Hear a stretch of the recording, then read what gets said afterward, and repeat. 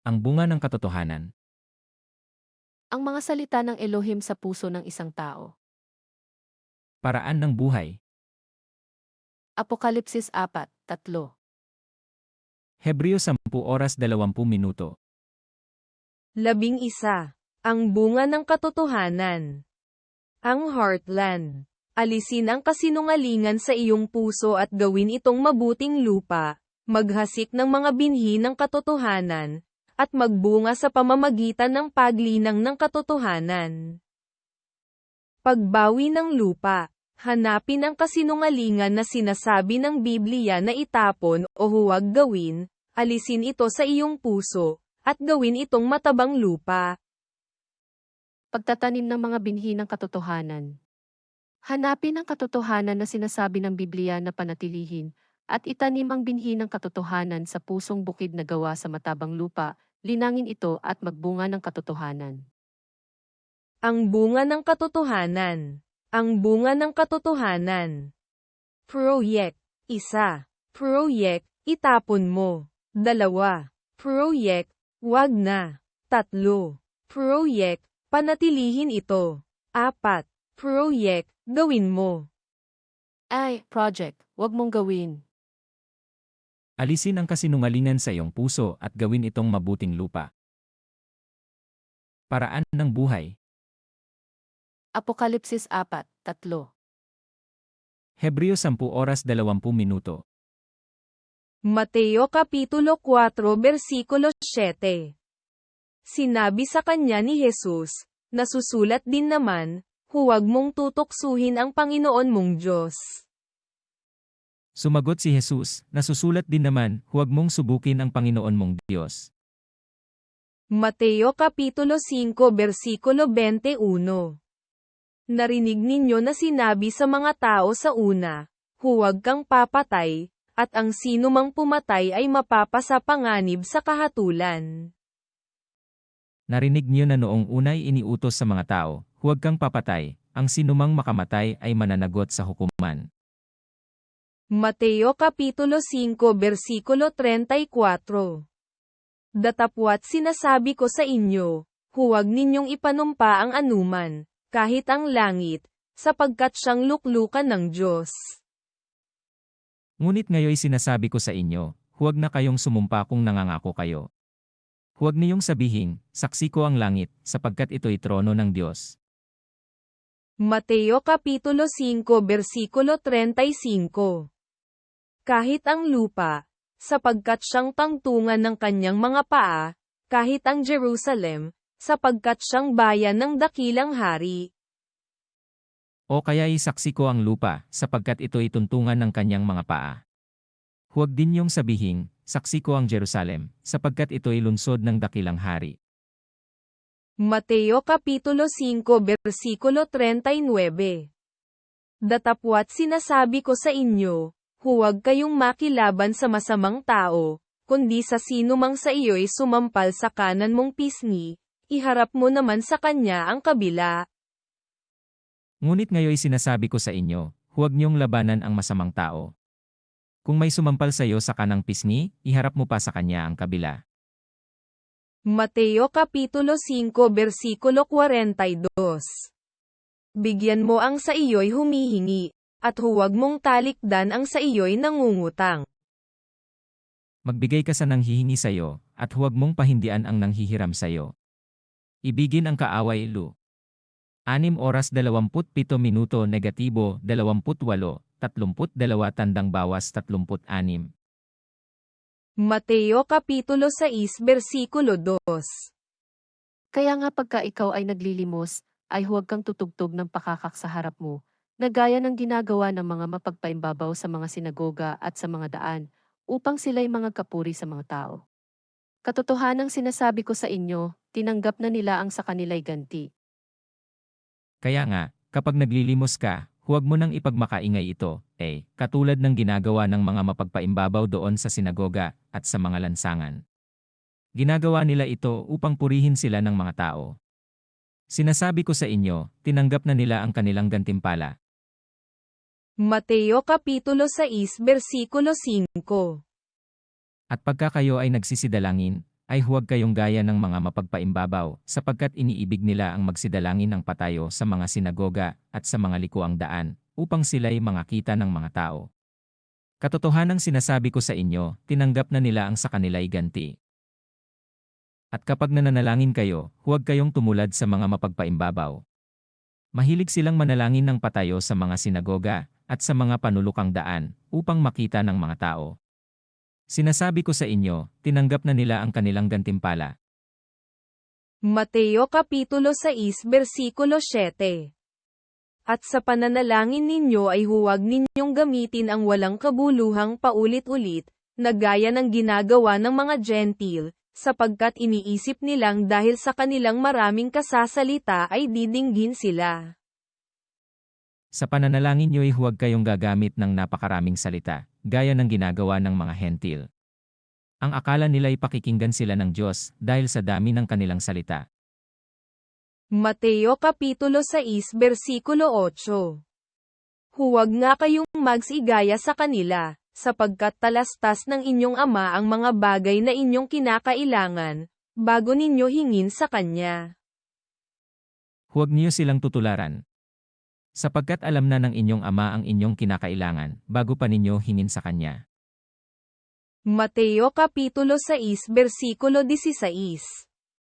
Bukod dito, pagka kayo'y nangagaayuno, ay huwag kayong gaya ng mga mapagpaimbabaw, na may mapapanglaw na mukha, sapagkat kanilang pinasasama ang mga mukha nila, upang makita ng mga tao na sila'y nangagaayuno.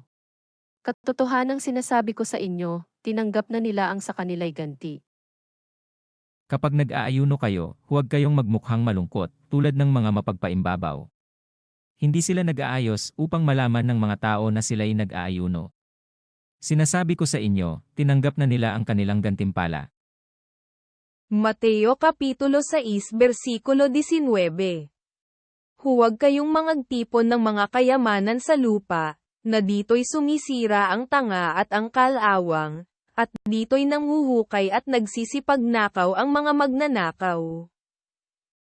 Huwag kayong mag-impok ng mga kayamanan dito sa lupa, dito'y may naninirang tanga at kalawang, at may nakapapasok na magnanakaw. Mateo Kapitulo 6 Versikulo 25. Kaya nga sinasabi ko sa inyo, huwag kayong mga balisa sa inyong pamumuhay, kung ano baga ang inyong kakanin, o kung ano ang inyong inumin, kahit ang sa inyong katawan, kung ano ang inyong daramtin. Hindi baga mahigit ang buhay kaysa pagkain at ang katawan kaysa pananamit. Kaya't sinasabi ko sa inyo, huwag kayong mabagabag tungkol sa pagkain at inumin na kailangan ninyo upang mabuhay o tungkol sa damit na kailangan ng inyong katawan. Hindi ba't ang buhay ay higit na mahalaga kaysa pagkain at ang katawan kaysa pananamit? Mateo Kapitulo 6 Versikulo 31. Kaya huwag kayong manggabalisa, na mangagsabi, ano ang aming kakanin? O, ano ang aming iinumin? O, ano ang aming daramtin? Kaya't huwag kayong mabalisa tungkol sa inyong kakanin, iinumin, o daramtin. Mateo Kapitulo 6 Versikulo 34. Kaya't huwag ninyong ikabalisa ang sa araw ng bukas, sapagkat ang araw ng bukas ay mababalisa sa kanyang sarili. Sukat na sa kaarawan ang kanyang kasamaan. Kaya, huwag ninyong ikabahala ang para sa araw ng bukas, saka na ninyo harapin kapag ito'y dumating. Sapat na sa bawat araw ang kanyang mga suliranin. Mateo Kapitulo 7 Versikulo 1. Huwag kayong magsihatol, upang huwag kayong hatulan. Ang paghatol sa kapwa, Lu. 6 oras 37 minuto negatibo 38, 41 tandang bawas 42, huwag ninyong hatulan ang inyong kapwa, upang hindi kayo hatulan ng Diyos. Mateo Kapitulo 7 Versikulo 6. Huwag ninyong ibigay sa mga aso ang anumang banal, ni ihagis man ang inyong mga perlas sa harap ng mga baboy, baka yurakan ng kanilang mga paa, at mangagbalik at kayo'y lapain. Huwag ninyong ibigay sa aso ang bagay na banal, sapagkat kayo'y babalingan at lalapain nila pagkatapos. Huwag ninyong ihagis sa baboy ang inyong mga perlas sapagkat iurakan lamang nila ang mga iyon.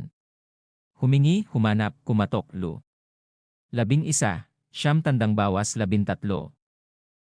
Mateo Kapitulo 10, versikulo 19.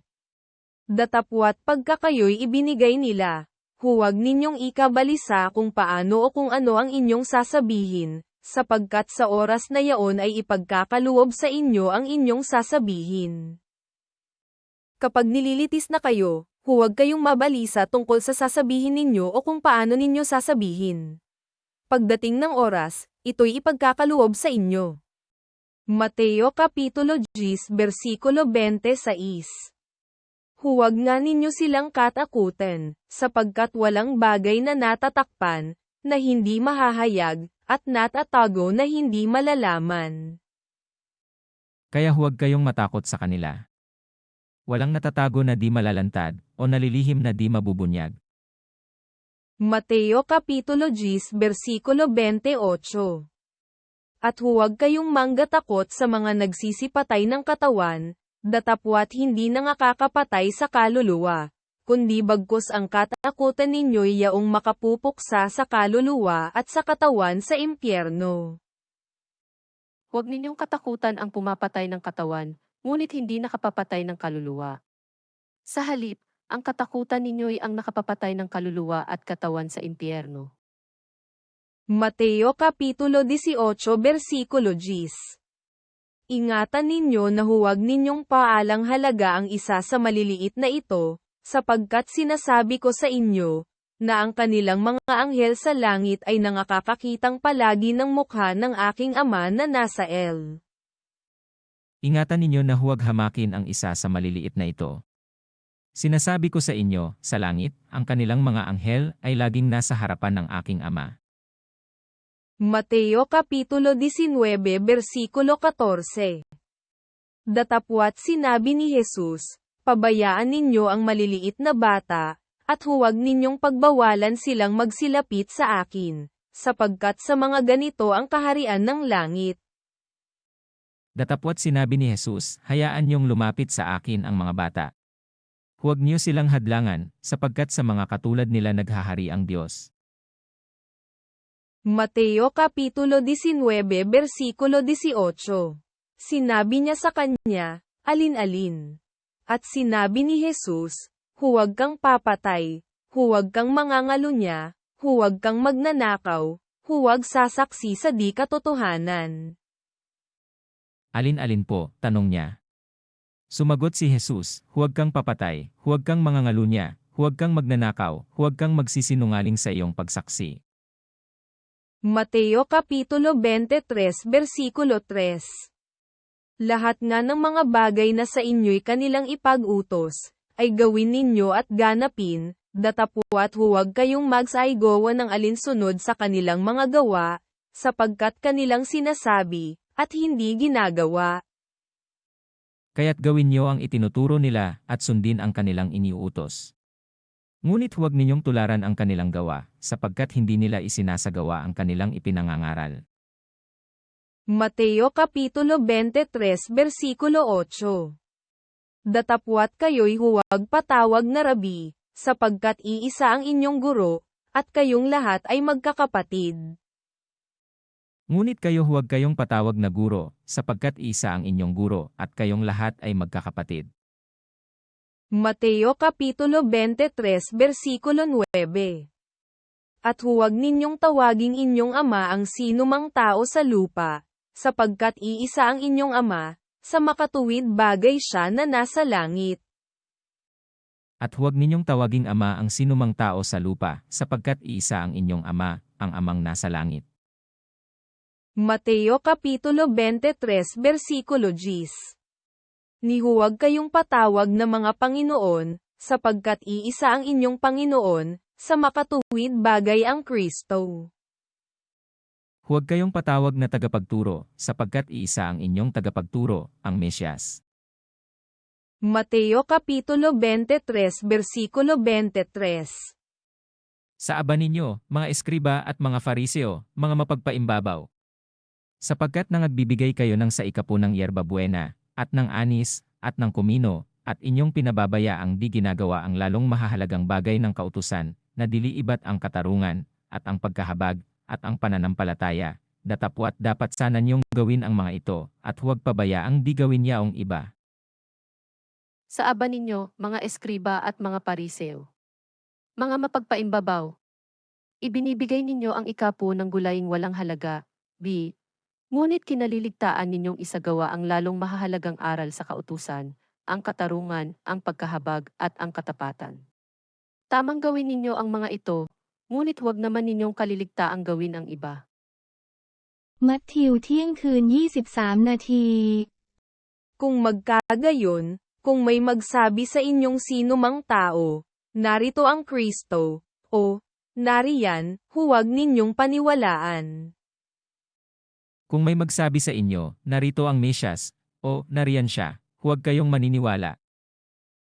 Marcos Kapitulo 9 versikulo 39. Datapwat sinabi ni Jesus, huwag ninyong pagbawalan siya, sapagkat walang taong gumagawa ng makapangyarihang gawa sa pangalan ko, na pagdakay makapagsasalita ng masama tungkol sa akin. Ngunit sinabi ni Jesus, huwag niyo siyang pagbawalan, sapagkat walang taong matapos gumawa ng kababalaghan sa pangalan ko ang agad magsasalita ng masama laban sa akin. Marcos Kapitulo 10 versikulo 19. Nalalaman mo ang mga utos, huwag kang pumatay, huwag kang manggal-anya, huwag kang magnakaw, huwag kang sumaksi sa di katotohanan, huwag kang magdaya, igalang mo ang iyong ama at ang iyong ina. Alam mo ang mga utos, huwag kang papatay, huwag kang mangangalunya, huwag kang magnanakaw, huwag kang magsisinungaling sa iyong pagsaksi, huwag kang magdadaya, igalang mo ang iyong ama't ina.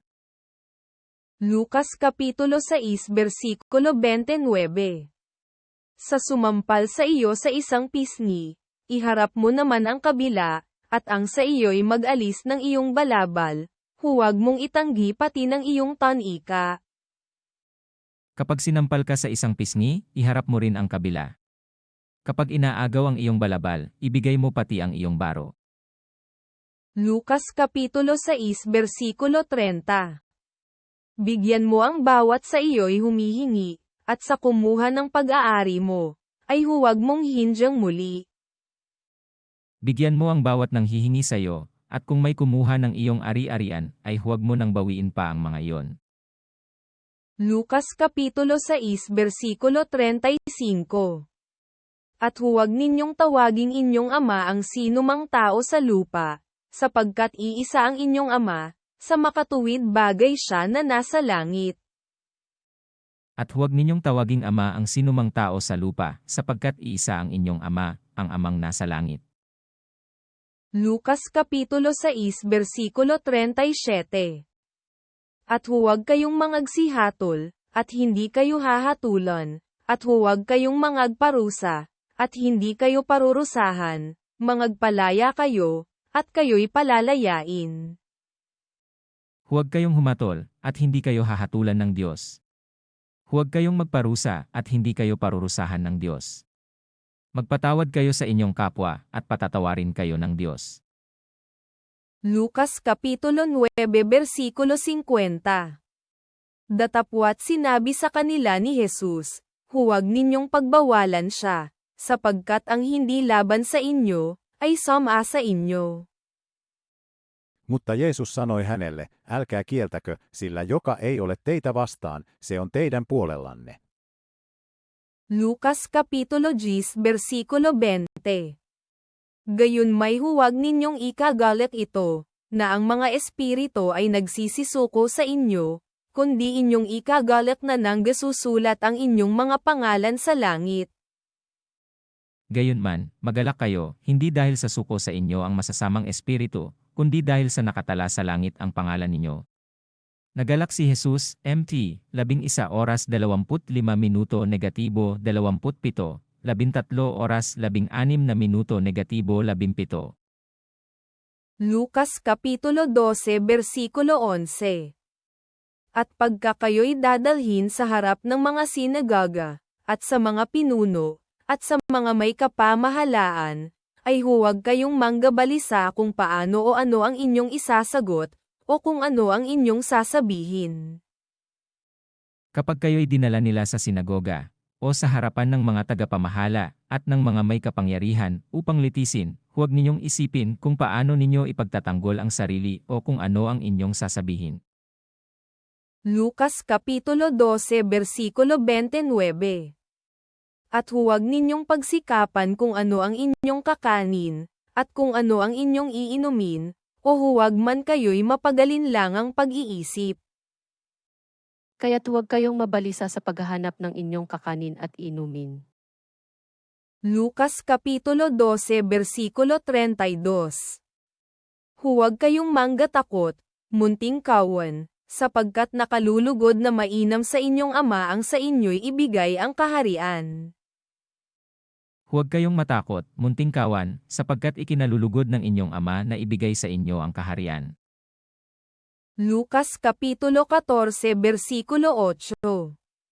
Pagka inaanyayahan kanino mang tao sa kasalan, huwag kang uupo sa pangulong luklukan, baka mayroon siyang anyayahang lalong marangal na tao kaysa iyo. Kapag inanyayahan kanino man sa isang kasalan, huwag mong pipiliin ang tanging upuan. Baka may inanyayahang lalong tanyag kaysa iyo. Lucas Kapitulo 21 versikulo 8. At sinabi niya, mangagingat kayo na huwag kayong mga iligaw, sapagkat marami ang paririto sa aking pangalan, na mangagsasabi, ako ang Kristo, at malapit na ang panahon, huwag kayong magsisunod sa kanila. Sumagot siya, mag-ingat kayo at nang hindi mailigaw ni numan. Sapagkat marami ang darating sa aking pangalan na magsasabi, ako ang Mesyas, at dumating na ang panahon. Huwag kayong susunod sa kanila. Juan Kapitulo 2 versikulo 16. At sa nangagbibili ng mga kalapati ay sinabi niya, alisin ninyo rito ang mga bagay na ito, huwag ninyong gawin ang bahay ng aking ama na bahay kalakal.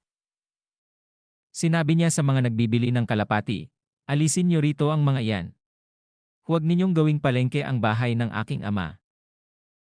Juan Kapitulo 5 versikulo 14. Pagkatapos ay nasumpungan siya ni Jesus sa templo, at sa kanya'y sinabi, narito, ikaw ay gumaling na, huwag ka nang magkasala, baka mangyari pa sa iyo ang lalong masama. Pagkatapos, nakita ni Jesus sa loob ng templo ang lalaki, at sinabihan, magaling ka na ngayon.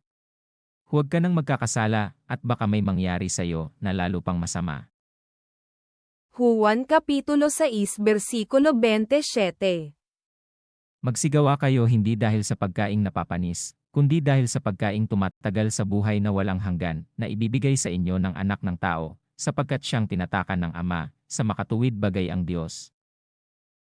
Gumawa kayo, hindi upang magkaroon ng pagkaing nasisira, kundi upang magkaroon ng pagkaing hindi nasisira at nagbibigay ng buhay na walang hanggan. Ibibigay ito sa inyo ng anak ng tao, sapagkat siya ang binigyan ng kapangyarihan ng Diyos Ama. Juan Kapitulo 6 versikulo 43. Sumagot si Jesus at sa kanila'y sinabi, huwag kayong magbulong-bulungan. Kaya't sinabi ni Jesus, huwag kayong magbulong-bulungan. Juan Kapitulo 7 versikulo 24. Huwag kayong magsihatol ayon sa anyo, kundi magsihatol kayo ng matuwid na paghatol. Humatol kayo ng matuwid, huwag ayon sa anyo. Ito na nga kaya ang Mesyas. Juan Kapitulo 8 versikulo 11. At sinabi niya, wala sinuman, Panginoon. At sinabi ni Jesus, ako man ay hindi rin hahatol sa iyo, humayo ka ng iyong lakad, mula ngayoy huwag ka nang magkasala. Juan Kapitulo 14 versikulo 1. Huwag magulumihanan ang inyong puso, magsisampalataya kayo sa Diyos, magsisampalataya naman kayo sa akin. Si Jesus ang daan, huwag kayong mabalisa, manalig kayo sa Diyos at manalig din kayo sa akin. Juan Kapitulo 14 versikulo 27. Ang kapayapaan ay iniiwan ko sa inyo, ang aking kapayapaan ay ibinibigay ko sa inyo, hindi gaya ng ibinibigay ng sanglibutan, ang ibinibigay ko sa inyo. Huwag magulumihanan ang inyong puso, ni matakot. Kapayapaan ang iniiwan ko sa inyo. Ang aking kapayapaan ang ibinibigay ko sa inyo, hindi ito katulad ng ibinibigay ng sanlibutan. Huwag kayong mabalisa, huwag kayong matakot. Roma Kapitulo 6 Versikulo 12. Huwag ngang maghari ang kasalanan sa inyong katawang may kamatayan, upang kayo'y magsisunod sa kanyang mga pita. Huwag na ninyong paghariin ang kasalanan sa inyong mga katawang mamamatay, upang hindi na kayo maalipin ng masasamang pita nito. Roma Kapitulo 6 Versikulo 13. At huwag din naman ninyong ihandog ang inyong mga sangkap sa kasalanan na pinakakasangkapan ng kalikwan, kundi ihandog ninyo ang inyong sarili sa Diyos, na tulad sa nanggabuhay sa mga patay, at ang ini. Huwag ninyong ipailalim sa kapangyarihan ng kasalanan ang alinmang bahagi ng inyong katawan bilang kasangkapan ng kasamaan. Sa halip, pasakop kayo sa Diyos bilang mga taong namatay, at muling binuhay at ihandog sa Kanya ang buo niyong pagkatao bilang kasangkapan ng katuwiran. Roma Kapitulo 12 Versikulo 2. At huwag kayong magsiayon sa sanglibutang ito, kundi magiba kayo sa pamamagitan ng pagbabago ng inyong pag-iisip, upang mapatunayan ninyo kung alin ang mabuti at kaaya-aya at lubos na kalooban ng Diyos. Huwag kayong umayon sa takbo ng mundong ito. Mag-iba na kayo at magbago ng isip upang mabatid niyo ang kalooban ng Diyos kung ano ang mabuti, nakalulugod sa Kanya, at talagang ganap. Roma Kapitulo 12 Versikulo 14. Pagpalain ninyo ang mga sa inyo'y nagsisiusig, pagpalain ninyo, at huwag ninyong sampain. Idalangin niyo ang mga umuusig sa inyo, idalanging pagpalain, at huwag sumpain. Roma Kapitulo 12 Versikulo 16. Mangagkaisa kayo ng pag-iisip. Huwag ninyong ilagak ang inyong pag-iisip sa mga bagay na kapalaluan, kundi makiayon kayo sa mga bagay na may kapakumbabaan. Huwag kayong mga pantas sa inyong sariling mga haka. Magkaisa kayo ng loobin. Huwag kayong magmataas, kundi makisama sa mga aba. Huwag ninyong ipalagay na kayo'y napakarunong. Roma Kapitulo 12 Versikulo 17. Huwag kayong mangagbayad sa kanino man ng masama sa masama. Isipin ninyo ang mga bagay na kapuri-puri sa harapan ng lahat ng mga tao. Huwag ninyong gantihin ng masama ang masama. Sikapin niyong mamuhay ng marangal sa lahat ng panahon. Roma Kapitulo 12 Versikulo 21. Huwag kang padaig sa masama, kundi bagkus daigin mo ng mabuti ang masama. Huwag kang padaig sa masama, kundi daigin mo ng mabuti ang masama.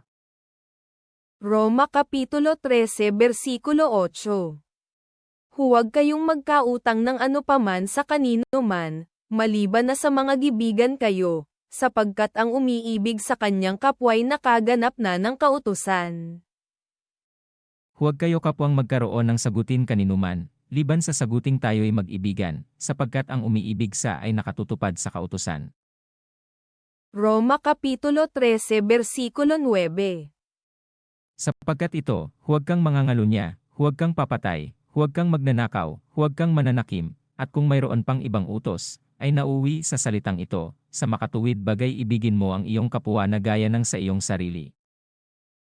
Ang mga utos, gaya ng, huwag kang mangangalunya, huwag kang papatay, huwag kang magnanakaw, huwag kang mag-imbot, at ang alinmang utos na tulad ng mga ito ay nabubuo sa ganitong pangungusap, ibigin mo ang iyong kapwa gaya ng iyong sarili. Roma Kapitulo 13 Versikulo 13. Magsilakad tayong mahinhin, gaya ng sa araw, huwag sa katakawan at paglalasing, huwag sa kalibugan at sa kahalayan, huwag sa mga pagkakaalit at pagkakainggitan. Mamuhay tayo ng marangal at huwag gugulin ang panahon sa paglalasing at magulong pagsasaya, sa pagpapakasawa sa pita ng laman at kahalayan, sa alitan at inggitan.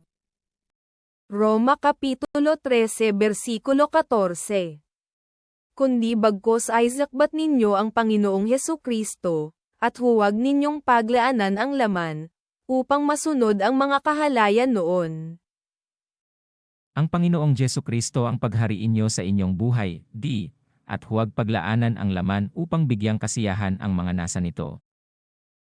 Roma Kapitulo 14 Versikulo 1. Datapwat ang mahina sa pananampalataya ay tanggapin ninyo, hindi upang pagtalunan ang kanyang pag-aalinlangan.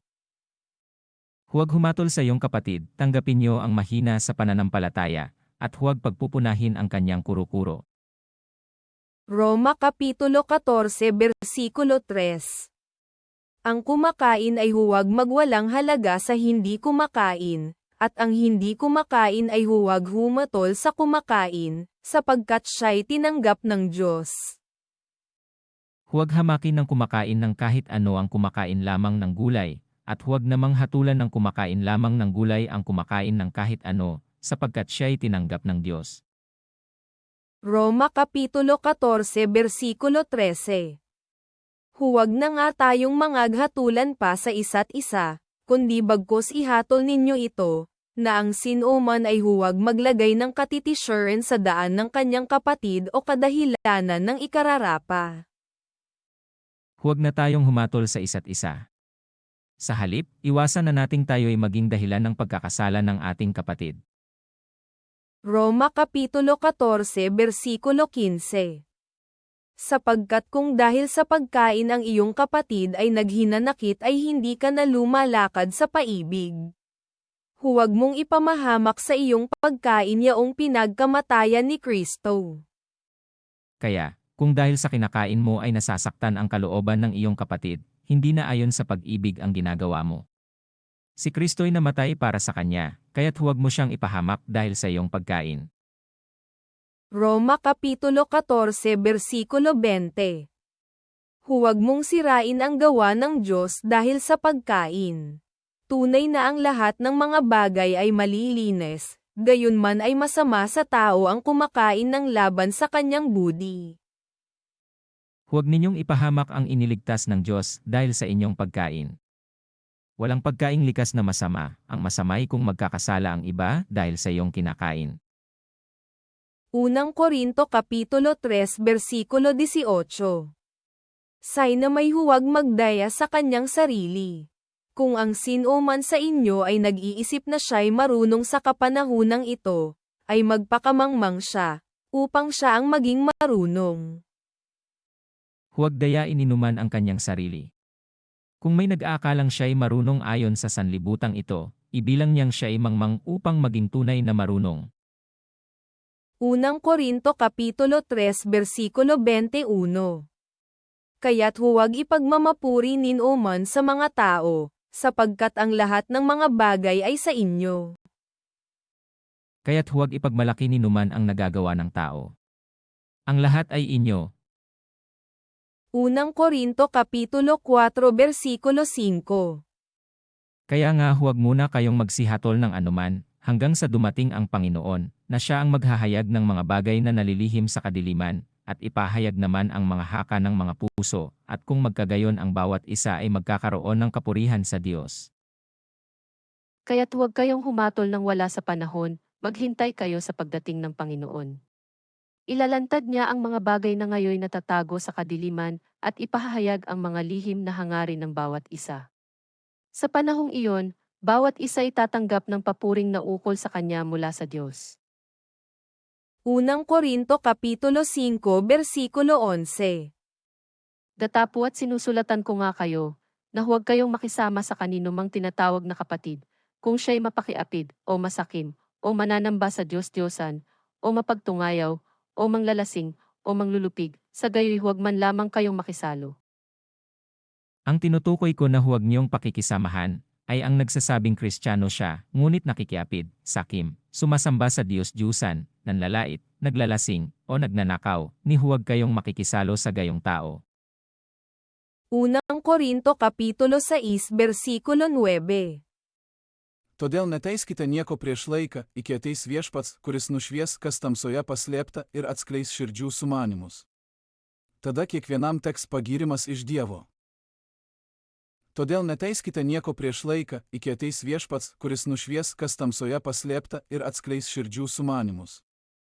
Tada kiekvienam teks pagyrimas iš Dievo.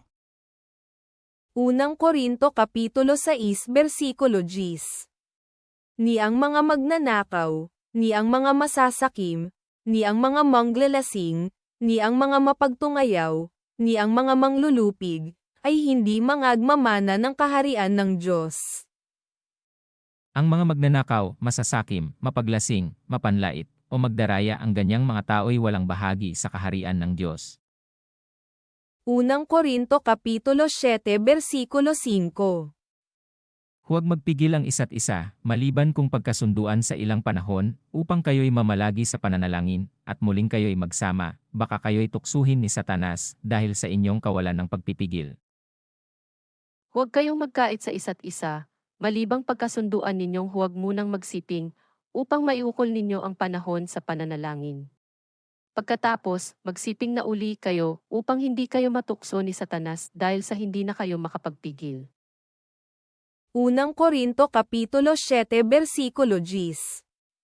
Datapwat sa mga may asawa ay aking ipinag-uutos, ngunit hindi ako, kundi ang Panginoon, na ang babae ay huwag humiwalay sa kanyang asawa. Sa mga may asawa, ito ang iniuutos ng Panginoon, hindi ako, huwag makipaghiwalay ang babae sa kanyang asawa. Unang Korinto Kapitulo 7 Versikulo 11. Datapwat kung siya'y humiwalay, ay manatiling walang asawa, o kaya'y makipagkasundo sa kanyang asawa, at huwag hiwalayan ng lalaki ang kanyang asawa. Ngunit kung siya'y hihiwalay, manatili siyang walang asawa o kaya'y makipagkasundo sa asawa. At huwag namang hihiwalayan ng lalaki ang kanyang asawa. Unang Korinto Kapitulo 7 Versikulo 12. Datapwat sa iba, ay ako ang nagsasabi, hindi ang Panginoon, kung ang sinumang kapatid na lalaki ay may asawang hindi sumasampalataya, at kung kalooban niyang makipamahay sa kanya, ay huwag niyang hiwalayan. Sa iba naman, ito ang sinasabi ko, hindi ng Panginoon, kung ang isang lalaking sumasampalataya ay may asawang di sumasampalataya at ibig nitong manatili sa kanya, huwag niyang hiwalayan. Unang Korinto Kapitulo 7 Versikulo 13. At ang babaeng may asawang hindi sumasampalataya, at kalooban niyang makipamahay sa kanya, ay huwag niyang hiwalayan ang kanyang asawa. Kung ang isang babaeng sumasampalataya ay may asawang di sumasampalataya, at ibig nitong magpatuloy ng pakikisama sa kanya, huwag siyang makipaghiwalay. Unang Korinto Kapitulo 7 Versikulo 23. Sa halaga kayo'y binili, huwag kayong maging mga alipin ng mga tao. Binili kayo ng Diyos sa malaking halaga, huwag kayong paalipin sa tao. Unang Korinto Kapitulo 10 Versikulo 7. Ni huwag din naman kayong mapagsamba sa mga Diyos-dayosan, gaya niyaong ilan sa kanila, ayon sa nasusulat, naupo ang bayan upang magsikain at magsiinom, at nagsitindig upang magsipagsayaw. Huwag kayong sasamba sa mga Diyos-Diyusan, gaya ng ilan sa kanila. Ayon sa nasusulat, umupo ang mga tao upang kumain at uminom, at tumindig upang sumayaw. Unang Korinto Kapitulo 10 Versikulo 24. Huwag hanapin man ang sa kanyang sarili, kundi ang ikabubuti ng kapwa. Huwag sariling kapakanan ang hanapin nyo, kundi ang sa iba. Unang Korinto Kapitulo 10 Versikulo 28. Datapwat kung sa inyo'y may magsabi, ito'y inihandog na hain, ay huwag ninyong kanin, dahilan doon sa nagpahayag at dahilan sa budi. Ngunit kung may magsabi sa inyo, ito'y inihain sa mga Diyos-Diyusan, huwag niyong kanin iyon alang-alang sa nagsabi sa inyo, upang di mabalisa ang budhi. Unang Korinto Kapitulo 10 Versikulo 32. Huwag kayong magbigay ng dahilang ikatitisod, sa mga Hudyo man, sa mga Griego man, o sa iglesia man ng Diyos. ואל תיתנו מכשול לא ליהודים ולא ליונים ולא לקהלת אלוהים. Unang Korinto Kapitulo 14 Versikulo 20.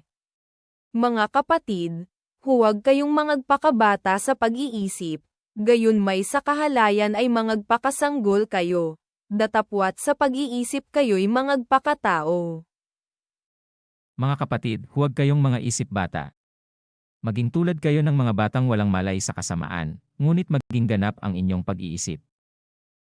Unang Korinto Kapitulo 14 versikulo 39. Kaya nga, mga kapatid ko, maningges na pagkanasay ninyong makapanghula, at huwag ninyong ipagbawal ang magsalita ng mga wika.